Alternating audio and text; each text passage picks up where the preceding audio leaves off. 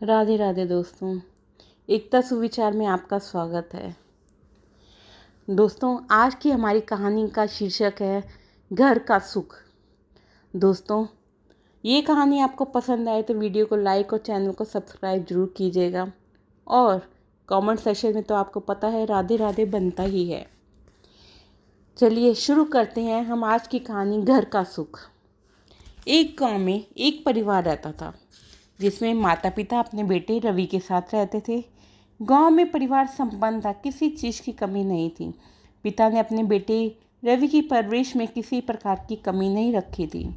उसे लाड प्यार से माता पिता ने पाला पोसा, जैसे हर माँ बाप की तमन्ना होती है। वे अपने बच्चे को पढ़ा लिखा कर बड़ा आदमी बनाना चाहते थे। उसी प्रकार उन्होंने खूब मेहनत से उसे पढ़ा लिखा कर बड़ा किया। रवि जब बड़ा हुआ तो उसने आगे पढ़ाई के लिए शहर जाने की तमन्ना रखी। तो माँ बाप को और क्या चाहिए, बेटे की खुशी। क्योंकि रवि अपने माता पिता और गांव वालों का बहुत सम्मान करता था। कभी गांव वालों या घर वालों से कभी रवि ने ऊंची आवाज़ में बात तक नहीं की थी। माता पिता ने उसका अच्छे कॉलेज में एडमिशन करवा दिया। वह वहाँ हॉस्टल में रहने लगा और जब छुट्टी होती तो वह अपने गांव अपने माता पिता के साथ ज़रूर आता था। फिर जो ज़रूरी सामान हो वह ले जाता था। उसकी माँ उसके लिए और उसके दोस्तों के लिए खूब सारा खाना पीना का सामान पैक करके देती थी। सभी दोस्त भी रवि से खूब प्यार करते थे, रवि का इंतज़ार करते थे। रवि भी कभी ये दोस्तों से बदतमीजी से बात नहीं करता था। रवि के आते ही सारे दोस्त खुश हो जाते थे। उन्हें पता था कि रवि आएगा तो उसकी माँ उसे खूब सारा नाश्ता पैक करके देती हैं उनके लिए, क्योंकि वह उसके माता पिता से मिल चुके थे जिन्हें वह बहुत आदर करते थे। और माता पिता भी खूब आशीर्वाद देते हुए उनको जाते थे। रवि शहर आ जाता है, उसकी पढ़ाई शुरू हो जाती है। अब धीरे धीरे पढ़ाई इतनी बढ़ती जाती है कि उसका हर छुट्टी पर जाना मुश्किल हो जाता है। तो उस वक्त उसके माता पिता उससे मिलने आ जाते थे तथा खूब सारा सामान भी दे जाते थे। रवि का खर्चा पानी भी दे जाते थे और सभी दोस्तों से मिलना भी हो जाता था। रवि के कॉलेज में ही एक लड़की थी, रश्मि। वो रवि को अच्छी दोस्त थी। रवि और रश्मि आपस में प्यार करते थे, ये सभी दोस्त जानते थे। रश्मि के माता पिता भी अच्छे खानदान से थे। पिता भी अच्छे व्यापारिक थे। रश्मि का एक भाई था जो पिता के साथ ही व्यवसाय में काम किया करता था। रवि और रश्मि अपनी पढ़ाई खत्म होने का इंतजार कर रहे थे। दोनों ने फैसला किया कि पढ़ाई खत्म होने के बाद रवि को जॉब मिलते ही वह लोग शादी कर लेंगे। पढ़ाई खत्म हुई, उसकी थोड़ी कोशिशों से ही रवि को अच्छी जॉब मिल गई और कुछ ही समय में, मेहनती तो था ही, उसने अपना जोड़कर कुछ पिता की मदद से अपना एक फ्लैट ले लिया। उसके बाद रवि ने अपने माता पिता से रश्मि की बात की तो वह भी मान गए, क्योंकि वे अपने बेटे से खूब प्यार करते थे। दोनों जाकर रश्मि के माता पिता से भी मिले और उनसे बात की तो वह भी मान गए, क्योंकि रवि भी अच्छे घर से था और जॉब भी अच्छी करता था। अच्छा मुहूर्त देखकर सारे रस्म रिवाज के साथ उनकी शादी हो गई। रवि के माता पिता अपनी बहू को बेटी बनाकर घर ले आए। मगर गांव तो गांव होता है और शहर शहर। रश्मि को यहाँ पर घुटन सी महसूस हो रही थी। उसे पता था कि उसे रवि के साथ कुछ समय में शहर तो चले ही जाना है और रवि जानता था कि रश्मि बहुत जिद्दी है। पर यह वक्त भी रश्मि से काटे नहीं कट रहा था। वह जिद्दी तो थी ही और बात बात पर अपनी सास के साथ बहस भी कर लेती थी। रवि की माँ रश्मि से कोई काम नहीं करवाती थी, लेकिन रश्मि को गांव की हवा पानी रास नहीं आ रहा था। जबकि रश्मि को खुली छूट थी, वह जहाँ मर्जी आ जा सकती है, कुछ खाया पिया या जो कुछ करना हो, जो मर्जी कपड़े पहन सकती थी। लेकिन शहर जाने के लालच में वह अपनी ही सास से कितनी बार बहस कर चुकी थी। रवि और रवि के पिता इस बात को अच्छी तरह जानते थे। रवि के पिता ने ही कहा, बेटा अब तुम्हें ऑफिस भी ज्वाइन करना है तो कुछ दिन पहले ही चले जाओ, ताकि नए घर में तुम लोग अपनी सेटिंग बिठा सको, ताकि आगे चलकर कोई दिक्कत ना हो। रवि की माँ का दिल पसीज कर रह गया। रवि के पिता ने समझा बुझाकर उन्हें मना लिया। रवि ने भी जाते जाते अपने माता पिता के चरण स्पर्श करते हुए उन्हें शहर आने के लिए न्योता दे दिया कि आप आते रहना। रश्मि मजबूर में खुशी खुशी चरण स्पर्श करके जल्दी में निकल गई। अब शुरू हुई रवि और रश्मि की नई जिंदगी की शुरुआत। शहर में आते ही रश्मि आसमान में उड़ने लगी। कुछ दिनों में सब सेट करके रवि ने ऑफिस भी ज्वाइन कर लिया था। रवि सुबह जाता और शाम को आता। रश्मि को कभी घुमाने ले जाता, कभी बाहर खाना खिलाना, कभी फिल्म देखना। घर में तो बहुत ही कम खाना बनता था, कभी तो बाहर से ही खाना मंगवा लिया जाता था। कई बार तो सुबह रवि को बिना चाय नाश्ते के ही ऑफिस जाना पड़ता था। रश्मि के उस शहर में काफ़ी सहेलियां भी थी और भी बन गई थी। सभी ने किट्टी भी डाल ली थी। रश्मि को यह आज़ादी बहुत अच्छी लग रही थी। अब वह कभी कहीं तो कभी कहीं घूमने निकल जाती थी। मन हुआ तो खाना बनाया, नहीं तो बाजार से ही मंगवा लिया जाता था। रवि भी चुप था कि घर में शांति बनी रहे। हर तरह से रश्मि को खुश रखने की कोशिश करता था।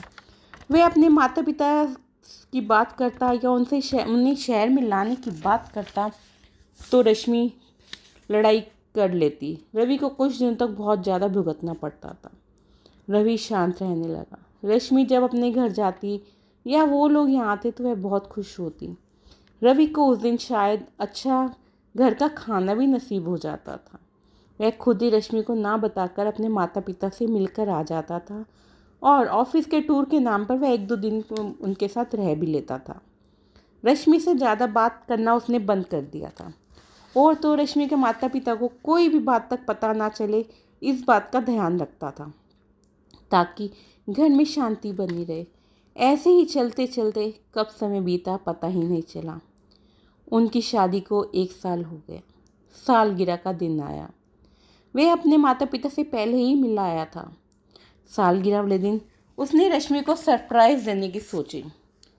रश्मि अपने कमरे में तैयार हो रही थी। रवि ने उसके माता पिता और भाई को बुला लिया था, जो उसको नहीं बताया गया था। केक वेक सब डेकोरेशन सब हो चुका था। रश्मि को अपने माता पिता के आने के बारे में कुछ भी नहीं पता था। रवि उसके कमरे में गया तो और रश्मि को बोला, देखियो मैं तुम्हारे लिए सरप्राइज़ लेके आया हूँ। वो एकदम उत्साहित होकर बोली, क्या लाए हो? उसने कहा, मम्मी पापा आए हैं। बस इतना कहने की देर थी कि उसने रश्मि का पारा बहुत चढ़ गया और उसे लगा कि रवि के मम्मी पापा आए हैं। उसने बहुत ही उल्टा सीधा बोलना शुरू कर दिया। उसने कहा, रवि तुमने मेरा दिन खराब कर दिया है। मैं उनकी नौकर नहीं हूँ। जब मुझे अच्छा नहीं लगता तो तुम उन्हें यहाँ क्यों बुलाया है? रवि समझ जाता रहा कि रश्मि ढंग से बात करो, क्या बोले जा रही हो, समझदारी से बात करो। लेकिन नहीं, रश्मि अपनी धुन में ही कहे जा रही थी, इन्हें यहाँ से ले जाओ, मैं यहाँ इन्हें नहीं देखना चाहती, मुझे इनसे कोई मतलब नहीं है।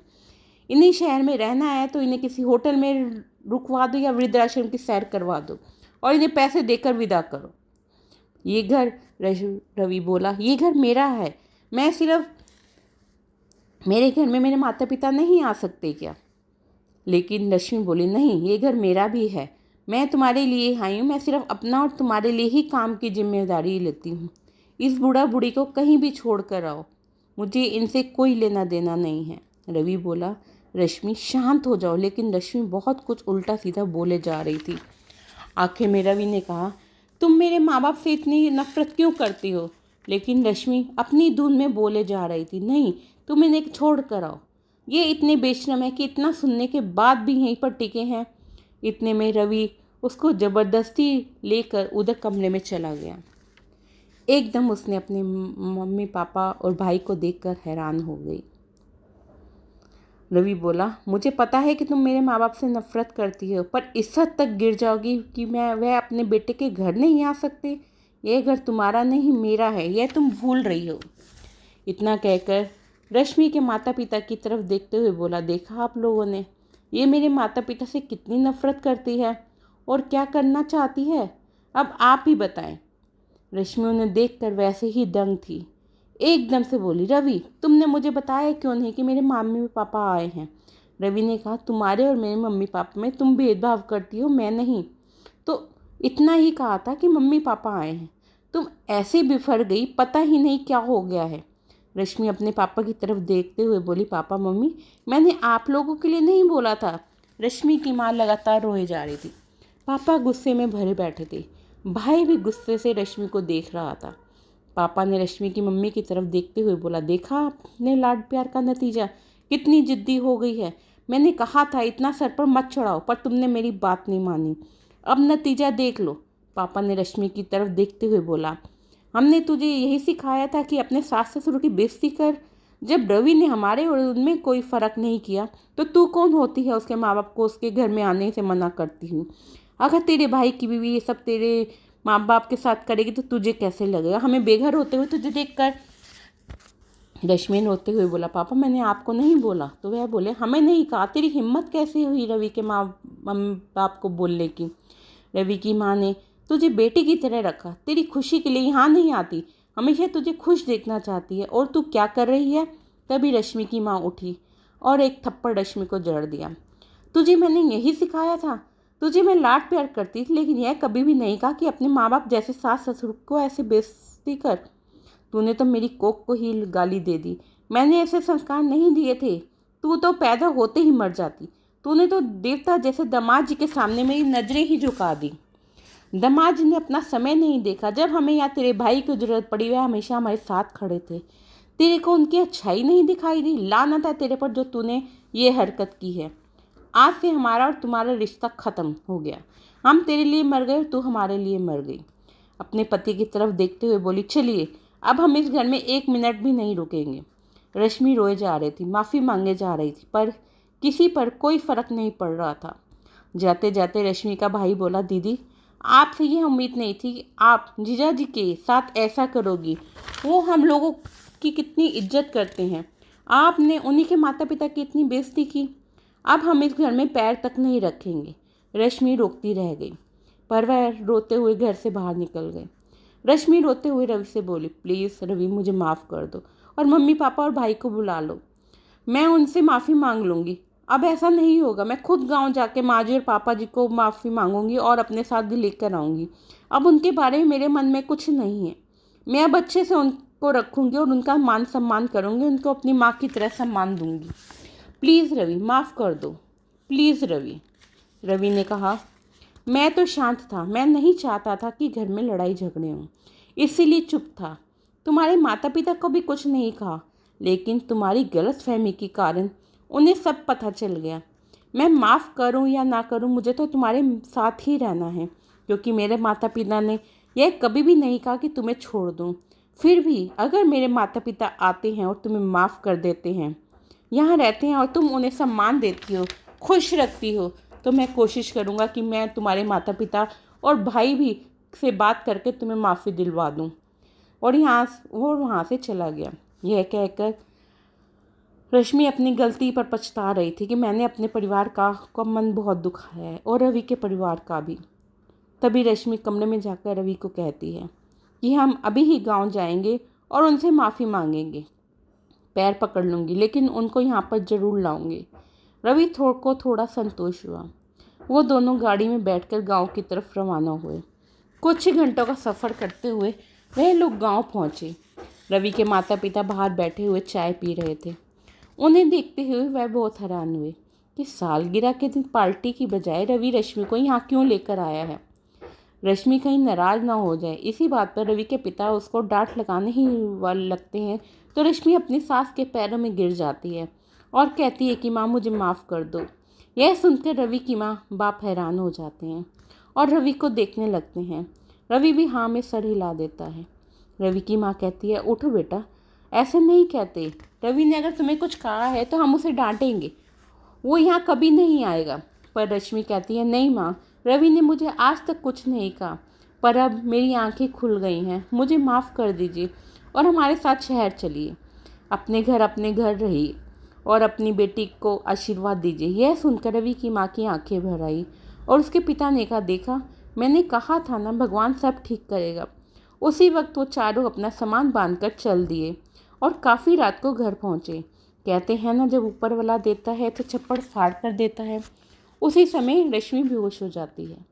रवि डॉक्टर को बुलाता है तो पता चलता है कि रश्मि माँ बनने वाली है। सभी बहुत खुश होते हैं, पर रश्मि का मन भर आता है। रवि की माँ पूछती है कि क्या हुआ। तभी रवि उन्हें सब कुछ बता देता है, तो वह भी चिंतित हो जाती है, पर सोचते हुए कहती है कि नया मेहमान जो आने वाला है उसे नाना नानी, मामा, दादा दादी सबका प्यार मिलेगा।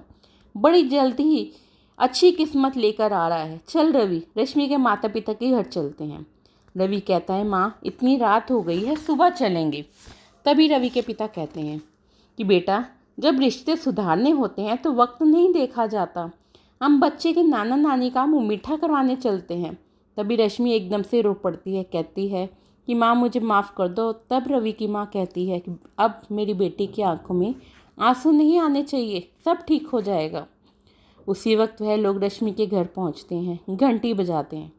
रश्मि के माता पिता सोए तो नहीं थे, टेंशन में थे। वह सोचते थे कि कौन आया होगा। रश्मि का भाई दरवाज़ा खोलता है। एकदम से रश्मि को देखते ही कुछ कहने लगता है कि एकदम से रवि की माँ सामने आ जाती है। वह उन सबको आदर के साथ चरण स्पर्श करके अंदर ले आता है। रश्मि के माता पिता बहुत हैरान हैं। तभी वह रवि के माता पिता से माफ़ी मांगने लगते हैं। तभी रवि की माँ उनसे कहती है, भाई जी, जो हुआ वो एक बुरा वक्त था, जो होकर निकल गया। गिले शिकवे ख़त्म कीजिए, हमें अपनी बेटी से कोई शिकायत नहीं है। आप भी अपनी नाराज़गी दूर कीजिए और अपनी बेटी और दामाद को आशीर्वाद दीजिए। वह तीनों बहुत हैरान हो जाते हैं, कुछ कहने को होते हैं तो रवि की माँ कहती है, बच्चे से भूल हो जाती है और अगर उन्हें अपनी गलती का एहसास होता है तो उन्हें माफ़ कर देना चाहिए। और अब तो आपको तीनों को आशीर्वाद देना है। वह लोग हैरान रह जाते हैं।